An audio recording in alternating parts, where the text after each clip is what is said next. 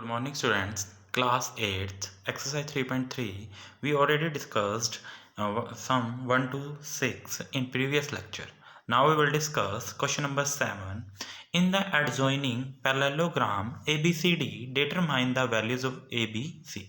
हमें ABC की value find out करनी है, ठीक है। तो हम क्या करेंगे, हमें एक बात पता है कि जो अपोजिट पैरेललोग्राम के अपोजिट एंगल्स क्या होते हैं, इक्वल होते हैं, ठीक है, हमें इतना पता है। तो हम क्या कर सकते हैं, मैं यहाँ लिख सकता हूँ, देखो ये एंगल ए पूरा दिया हुआ है, ठीक है, जो ये एंगल ए है ये कंप्लीट दिया हुआ है, ये ए है, ठीक है। तो हमने क्या कर, और इधर देखो ये इधर 40 और 30 है, अगर मैं इसे कंप्लीट कर दूं, ऐड कर दूं, तो ये इस ए एंगल के 40 + 30 क्या हो जाएगा, अपोजिट एंगल हो जाएगा ना। तो हम यहाँ पे लिखेंगे एंगल ए, ये एंगल का साइन है, यहाँ लिख दिया मैंने ए, इक्वल टू में 40 और 30 डिग्री, ठीक है। और साइड में रीजन लिखेंगे opposite angles of a parallelogram, opposite angle of a parallelogram are equal. जो अपोजिट एंगल्स होते हैं पैरेललोग्राम के वो क्या होते हैं, इक्वल होते हैं। तो ए इक्वल टू में आ जाएगा 70 डिग्री, देखो 40 + 30 70, ठीक है। हमने ए की वैल्यू फाइंड आउट कर ली। अब हमने क्या करना है, अब हमें दिख रहा है कि मैंने आपको एक और बात भी बोली थी कि कोई पैरेललोग्राम है, उसकी एक साइड है ये, ठीक है, उसकी ये वाली साइड है, ये साइड है, और उसकी इस साइड पे एंगल ए भी बन रहा है और एक सी बन रहा है। तो इन दोनों का सम कितना होता है, सप्लीमेंट्री होता है, मतलब 180 होता है, ठीक है। तो मैं लिख सकता हूँ angle A angle C equal to में 180 डिग्री। रीज़न क्या लिखेंगे हम इसमें, पेयर ऑफ एडजेंट एंगल्स, मतलब ये एडजेंट एंगल्स हैं, तो pair of adjacent angles are supplementary. Supplementary का मतलब होता है 180 डिग्री, ठीक है, क्लियर हुआ। तो याद रखना है एक ही साइड पे बने हुए दो एंगल, ठीक है, दोनों का सम 180 होता है, सप्लीमेंट्री होता है, दोनों एडजेंट एंगल्स होते हैं। ये दोनों का भी 180 हो सकता है, इन दोनों का भी 180 हो सकता है, ठीक है। तो ए प्लस सी इक्वल टू में 180 डिग्री, ठीक है। तो मैं यहाँ पे लिख सकता हूँ ए की वैल्यू 70 निकाली थी, तो ए की जगह 70 लिख दिया, प्लस सी इक्वल टू में 180 डिग्री। सी को सी ही रहने देते हैं, 180 डिग्री, ये इधर प्लस का इधर आके माइनस का, तो एंगल सी इक्वल टू में कितना हो गया, 110, ठीक है। सी की वैल्यू भी फाइंड आउट होगी। अब आप ये देखो एंगल सी किसके इक्वल है, बी के, यहाँ लिखेंगे एंगल बी इक्वल सी, और साइड में हम रीजन देंगे opposite angles of a parallelogram are equal. Opposite angle जो होते हैं पैरेललोग्राम के वो एक दूसरे के इक्वल होते हैं, इसलिए। अब देखो बी को बी ही रहने देते हैं, सी की वैल्यू कितनी थी, 110, तो मैं इस सी की जगह 110 पुट कर देता हूँ, ठीक है। तो मुझे अब क्या है, ए की वैल्यू भी मिल गई, बी की वैल्यू भी मिल गई और सी की वैल्यू भी मिल गई। यही हमारा क्या था, आंसर। क्लियर हुआ, ठीक है। नेक्स्ट क्वेश्चन है हमारे पास, क्वेश्चन नंबर 8, और इन 8 का फर्स्ट पार्ट है, in the flowing parallelogram find the missing value, ठीक है। जब हमने स्टार्टिंग की थी, जब हमने बेसिक इंट्रोडक्शन पढ़ी थी इसकी, तब मैंने आपको एक लाइन बताई थी, diagonals of a parallelogram are bisect each other, ठीक है। मैं रफ में बता देता हूँ इसे फेयर में मत करना। देखो जैसे कोई पैरेललोग्राम दे रखी है हमारे को, उसके जो डायगोनल हैं वो कट कर रहे हैं एक दूसरे को, ठीक है, किसी ओ पॉइंट पे कट कर रहे हैं, तो ये जो साइड होगी इतनी, वो इस साइड के इक्वल होगी, और इधर वाली जो साइड होगी वो इक्वल होगी इस वाली साइड के, ठीक है। नाम जैसे मान लो ए बी सी डी, तो इसका मतलब है ओ ए इक्वल होगी ओ सी के, ओ बी इक्वल होगी ओ डी के, ठीक है। ये मैंने आपको जब बेसिक इंट्रोडक्शन की थी तब मैंने आपको बताया था diagonal of a parallelogram are bisect each other. Bisect each other का मतलब है दो बराबर भागों में बांटते हैं इसको, ठीक है। तो अब यहाँ पे लिखेंगे हम जो हमारा 3x है, देखो इधर बैठा है हमारा 5 + 2x इतनी जगह पे, है ना, इतनी वैल्यू है इसकी, और इधर है 3x और यहाँ बीच में है 0। तो ये इक्वल होगा इसके। तो मैं लिखूंगा यहाँ पे 5 + 2x, यहाँ लिख देना इन ए पैरेललोग्राम, ठीक है। 5 प्लस में 2x इक्वल है किसके, 3x के, और इक्वल के साथ में रीजन डालना है आपने, diagonals of a parallelogram are bisect each other. यही कारण था, इस वजह से इक्वल है, ठीक है। अब यहाँ से x की वैल्यू निकाल लेते हैं। देखो इधर 5 को 5 रहने देता हूँ, 3x को 3x रहने देता हूँ। ये इधर प्लस का है, इधर आके किसका हो जाएगा, माइनस का हो जाएगा। 5 इक्वल टू में 3x में से 2x के 1x, इसे मैं लिख सकता हूँ x इक्वल टू में 5, ठीक है। 1 को इसके नीचे ले जाओगे डिवाइड में तो 5 ही रह जाएगा, तो x इक्वल टू में 5 आ गया। अब सेकंड देखो, हमारे पास में है x + y और इधर है 13, है ना, और O पे ही बाइसेक्ट कर रहे हैं। तो हम लिखेंगे यहाँ पे x + y इक्वल टू में 13, x + y इक्वल टू में 13, और यहाँ पे रीजन आएगा diagonals of a parallelogram are bisect each other, ठीक है। तो x की वैल्यू क्या थी हमारे पास, 5 थी, तो हम इस x की जगह क्या पुट कर देंगे, 5 प्लस y इक्वल टू में 13। y को y रहने दिया 13, ये इधर प्लस का 5 है, इधर आके किसका हो गया, माइनस का। तो y इक्वल टू में 5 माइनस 5, 13 में से 5 गए 8, ठीक है, ये आ जाएगा। यही हमारा क्या है, आंसर। क्लियर हुआ। नेक्स्ट सम है हमारा फाइंड द मिसिंग वैल्यूज। हमें मिसिंग वैल्यूज निकालनी है x, y और z की, ठीक है। अब देखो, मैं आपको पहले भी एक स्टेटमेंट बता चुका हूँ। देखो हमारे को ये नहीं दिया हुआ एंगल, अगर मैं इसे सोच लूँ a, ये दोनों मिलके लीनियर पेयर बना लेंगे जिससे इसकी वैल्यू मुझे मिल जाएगी, ठीक है। तो अब हम क्या करते हैं, हम लिखेंगे angle A + 75 degree equal to में 180 डिग्री, और साइड में रीजन क्या देंगे, लीनियर पेयर। एंगल A को A ही रहने देते हैं 180 डिग्री, ये प्लस का इधर आके किसका हो जाएगा, माइनस का हो जाएगा। तो A इक्वल टू में इन दोनों 180 में से 75 के 105 आ जाएगा। तो A की वैल्यू आ गई है हमारे पास कितनी, 105 आ गया, ठीक है।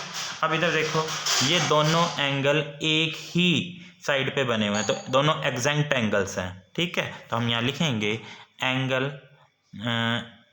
A plus angle Z equal to में 180 डिग्री। तो हम लिखेंगे pair of adjacent angles are supplementary,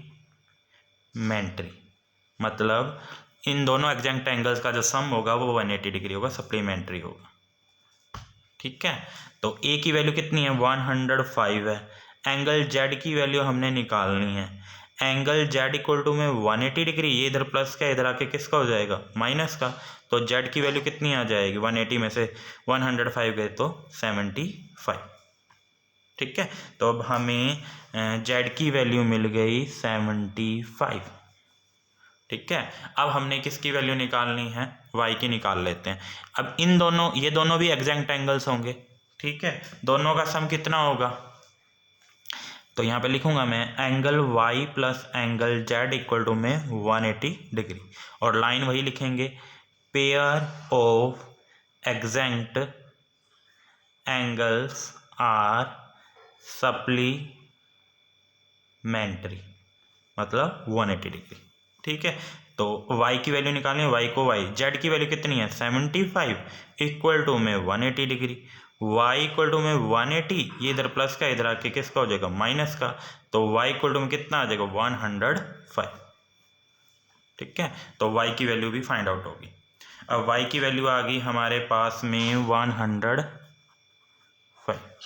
ठीक है, तो मैं यहाँ पे एक और रीज़न भी लिख सकता हूँ। देखो अगर ये 100 सिंपल यहाँ तक भी हो सकता था। ठीक है, हम लिख देते अपोजिट एंगल्स आर इक्वल। ठीक है, यूँ भी लिख सकते हैं। तो मैं सीधा ही लिख देता हूँ x और z, यहाँ पे लिख दूंगा मैं x इक्वल है किसके z के, opposite angle of a parallelogram, opposite angles of a parallelogram are equal. ठीक है, तो x को x ही रहने दिया, z की वैल्यू कितनी है 75, तो ये 75 होता है। ठीक है, ऐसे भी कर सकते हैं। तो this is the answer. Clear. Next है हमारे पास फाइंड द मिसिंग वैल्यू। हमें मिसिंग वैल्यू निकालनी है x y z और x y z की ही फाइंड आउट करनी है। तो हम कैसे करेंगे फाइंड आउट, ये देखो हमें दे रखा है LPN, एक ट्रायंगल दिया हुआ है। ठीक है, और यहाँ पे देखो स्क्वायर शेप बनाई हुई है, इसका मतलब होता है ये 90 डिग्री का है। ठीक है, तो हम चलते हैं इन ट्रायंगल, हम लिखेंगे इन ट्रायंगल LPM। ठीक है, LPM में आप देखो 3 एंगल दे रखे हैं, और एक ट्रायंगल के 3 एंगल होते हैं, तीनों का सम 180 डिग्री होता है, ये आपने पढ़ा हुआ है। तो हम लिखेंगे एंगल X एंगल 90 और ये है 45 इक्वल टू में 180 डिग्री, और रीज़न देंगे हम sum of all the angles of a triangle is 180 degree. Angle X को पढ़ा रहने देते हैं, इन दोनों का सम कितना हो जाएगा 90 और 45 हो जाते हैं 135 इक्वल टू में 180 degree. Angle x equal to में 180 डिग्री, ये इधर प्लस का इधर आके किसका हो जाएगा माइनस का। तो हमारे पास 180 में से जब हम 135 माइनस करेंगे तो कितना आ जाएगा 45। ठीक है, x की वैल्यू फाइंड आउट कर ली अब हमने। अब हमें क्या चाहिए वैल्यू, अब हमें वैल्यू चाहिए z की। ठीक है, तो z को लिखना इक्वल है किसके, एंगल z इक्वल होगा 90 के। क्यों इक्वल होगा, हम यहाँ पे लिखेंगे रीज़न, वर्टिकली अपोजिट एंगल्स। ठीक है, आपको कभी भी, मैं रफ में कर रहा हूँ कोई वर्क, कभी भी कोई भी ऐसे एंगल दे रखे हों जिनके क्या हो हेड में मिलते हों, इनको बोलते हैं वर्टिकली अपोजिट एंगल। ठीक है, तो इन दोनों के हेड मिल रहे हैं, तो ये कौन से एंगल हैं, दोनों इक्वल होते हैं, इसका मतलब ये है वर्टिकली अपोजिट एंगल्स। ठीक है, उसके बाद में हमें दे रखा है, नेक्स्ट है हमारे पास, हमें x की वैल्यू मिल गई, y की वैल्यू हमने निकाल ली, अब हमें चाहिए y की वैल्यू। ठीक है, y की वैल्यू निकालने के लिए हमें क्या करना होगा, आपको एक बात ध्यान रखनी होगी, कभी भी कोई दो पैरेलल लाइन हो, कभी भी दो पैरेलल लाइन हो, उनको कोई लाइन ऐसे कट कर रही है, मतलब कट करके जा रही है, तो ये वाला एंगल और ये वाला एंगल, ठीक है, दोनों इक्वल होते हैं, इनको बोलते हैं अल्टरनेट इंटीरियर एंगल। ठीक है, तो मैं यहाँ लिखूँगा एंगल y इक्वल है, एंगल y इक्वल है किसके 45 के। देखो एक पैरेलल लाइन ये है, एक पैरेलल लाइन ये है, इस पैरेलल लाइन को ये लाइन कट कर रही है, तो ये दोनों एंगल एक दूसरे के क्या होंगे, अल्टरनेट इंटीरियर एंगल। ठीक है, तो अब हमारे को y की वैल्यू भी मिल गई, हमें x y और z की वैल्यू फाइंड आउट करनी थी, ये हमने फाइंड आउट कर ली। ठीक है, एक बार अगेन मैं आपको थोड़े 2-3 बातें नहीं बता देता हूँ। कभी भी कोई दो पैरेलल लाइन जा रही हैं, ठीक है, ये रफ के लिए फेयर में मत करना इससे, तो कभी भी कोई दो पैरेलल लाइन जा रही हैं, ठीक है, उनको कोई लाइन इस तरह कट कर रही है, तो ये वाला एंगल मतलब एंगल ए बराबर होगा किसके, बी के। क्यों बराबर होगा? इनको बोलते हैं अल्टरनेट इंटीरियर एंगल। ठीक है, अगर कोई ऐसे बन रहा है तो ये वाला एंगल, अगर ये ए है और ये बी है, इन दोनों के सिर मिल रहे हैं, तो एंगल ए बराबर होगा बी के। क्यों होगा? वर्टिकली अपोजिट एंगल, ये वर्टिकली अपोजिट एंगल्स होते हैं। ठीक है, ये दो बातें आपने ध्यान रखनी है। नेक्स्ट हमें फाइंड द मिसिंग वैल्यूज। ठीक है, और मिसिंग वैल्यूज में एक्स वाई जेड वैल्यू निकालनी है। अब आप थोड़ा देखो इसके अंदर रफ में। ठीक है, क्या करते हैं, देखो कोई दो पैरेलल लाइन है, एक ये है और एक ये है, एक ये पैरेलल लाइन जा रही, एक ये जा रही। इस लाइन को ये कट कर रही है, तो इधर तो बन रहा है हमारा एक यूं बनी हुई है, ठीक है ना। तो ये भी तो देखो कट कर रही है ना इस लाइन को। एक पैरेलल लाइन ये थी, एक पैरेलल लाइन ये थी, ये लाइन भी कट कर रही है। तो बाहर एक एंगल है 60 डिग्री, यहाँ है x और यहाँ है y। तो ये पूरा एंगल इस पूरे एंगल के क्या होगा? इक्वल होगा। क्यों इक्वल होगा? Alternate interior angle. सीधी भी कट कर सकती है, ऐसे भी कट कर सकती है। ठीक है, तो अब यहाँ पे मैं लिखता हूँ angle x plus Y, angle x plus Y. देखो एक पैरेलल लाइन ये है, एक पैरेलल लाइन ये है, उसको ये लाइन कट कर रही है, तो इधर ये एंगल बन रहा और इधर ये एंगल बन रहा। x plus Y equal to में 60 डिग्री। ठीक है, और यहाँ रीजन आएगा अल्टरनेट इंटीरियर एंगल्स।